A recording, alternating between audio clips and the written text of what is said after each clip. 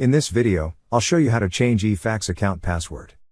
And if you're looking for a fax service with a free trial, check out eFax using the link in the description below. To start, open the website myportal.efax.com. On the field provided, enter your email, fax number, or account name. Once entered, click on Next. Next, enter your password. Then click on Sign In. Once you're signed in, you will see several tabs at the left side of the screen. Click on the tab that says Account Details.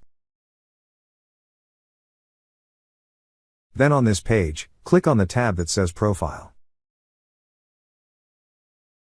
Under this tab, you will see a section for password. Beside it is a blue text that says Edit. Click on Edit. A pop-up tab will then appear. On the first field provided, enter your current password. Then on the second field, enter the new password you wish to use.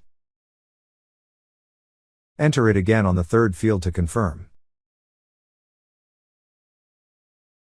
After entering all the necessary information, click on Update. That's how you change your eFax account password.